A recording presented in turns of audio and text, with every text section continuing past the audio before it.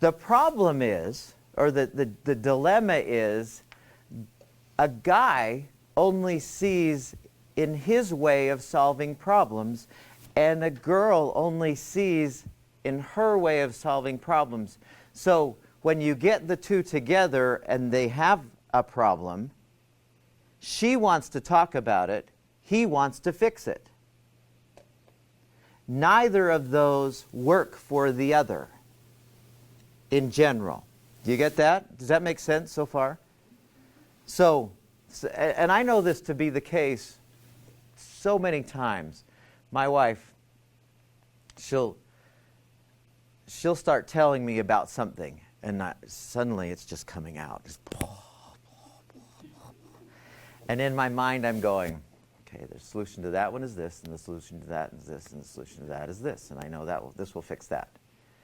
As soon as I try to throw out a solution, she slugs me. Just, verbal blows. Will you shut up? I just wanted to be heard. Now, what did John Gray say when a guy has a problem and he wants to fix it? Where does he go? Yeah, and he goes, he doesn't want to talk about it. The guy doesn't have any interest in, well, let me just share.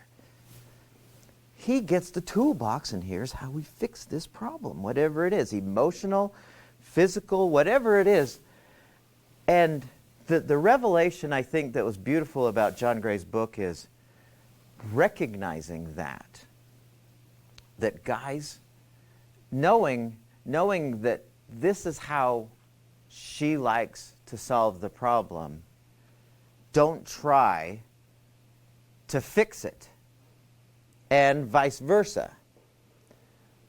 We don't want to talk about it at all. And if she knows that, she's not going to try and, well, tell me about this, and let's explore this, and let's understand what's really going on.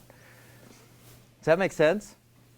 And I thought that was a really, really, I wish I'd have known that, but as soon as I figured that out, I'd start having conversations with girls, and we'd talk all night.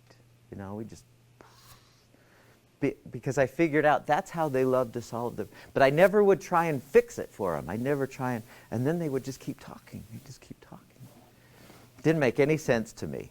I mean, and that's the beautiful part of it is it didn't make any sense, but that's what you have to do in order for this to happen, kind of thing. Any thoughts and questions about that, to that point? And I'm not recommending that book or anything. I'm not saying you should read that book. It's not a bad book. But does that make sense so far? So then, along came, there was a guy who, I bet you he read John Gray's book, and he said, well, there's more to it than this.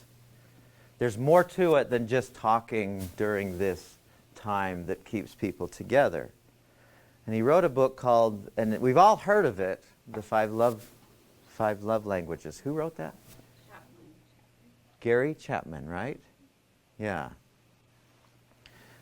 And I thought, that's a brilliant book. I wish I'd have had that back when I was ever in this mode.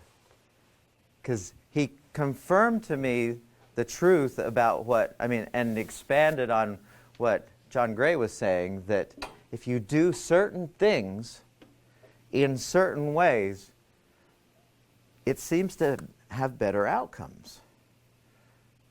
Because if you think about this time when you are in your relationship, you are doing certain things in certain ways that seem to keep you together. And how many have read that book? A lot of us have, right? What's the essence? What's the primary essence of that book? Somebody want to summarize it?